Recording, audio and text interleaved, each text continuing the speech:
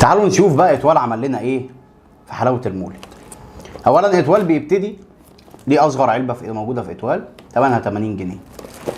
اول حلواني نقابله كاتب هنا عدد القطع اللي موجوده في العلبه، زائد ان هو مدي لكل علبه اسم، فهنا مسمي دي برايم 10 قطع. تعالوا نشوف بقى جواها ايه. طبعا يعني دايما اتوال فنان في تصميماته في حلاوه المولد. كل العلب بقى بيديك اختيارات كتير قوي يعني. ان شاء الله الباكنج شيك والله. تعالوا بقى نشوف جواها ايه. 80 جنيه دي موديانا فين؟ هو ده هنا في موضوع بقى. طيب يعني هو الكيس ده جواه الحاجات اللي ما بناكلهاش، بس خلونا نفتحها ونبص عليها.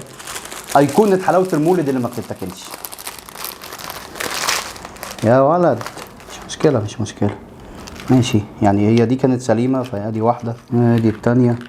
مدينا ثلاث اقراص حمصيه من الايقونه اللي ما بناكلهاش، واحده فوليه وواحده سمسميه وواحده حمصيه.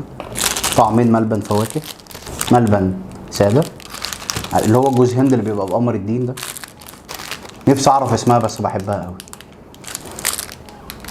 تعالوا بقى نجرب اهم 3 حاجات في حلاوه المولد اللي الناس بتاكلها: الفوليه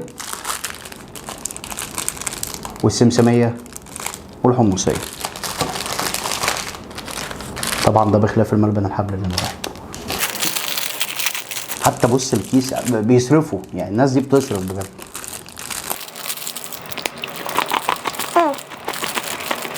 هو اتوال صرف على الكيس بس ما صرفش على الحمص. حلوه بس حلوه بيزك، بس حمصيه طعمها لذيذ، فيها سكر زياده، والحمص مش احسن برز. ندخل على السودانيه. جدع عليهم اشكال برضه بالحاجات دي. السكر زياده، لو السكر مغطي شويه على الطعم السوداني. حبايات السوداني نفسها اللي هي الصغننه دي هو ما بيبقاش ايه احسن حاجه، يعني اللي هو كانه سكند ليفل، بس حلوه. السمسم بقى برضه نفس فكره السكر الزياده شويه، هو مش زياده قوي، مش يجزع يعني، بس فيه سكر. والسمسم زي ما تقول ما اتحمصش كفايه، بس حلو. تعالوا نجرب حاجه جديده. وايه صوصات الدقيق ده اغراني بصراحه، بحب انا رشه الدقيق دي. تعالوا نجرب الملبن الابيض ده، ان احنا هنقلب تجار مخدرات دلوقتي. يا اختي جميله، ايه ده، ايه يا اختي رأي الملبن ده، بص زغنوني ازاي.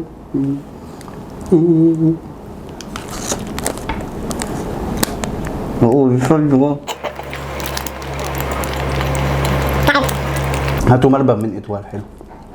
صالح دقيق. شكرا اتوال على هذا الباكنج والمنتج الاقتصادي العظيم، اختيار حلو مقابل سعره.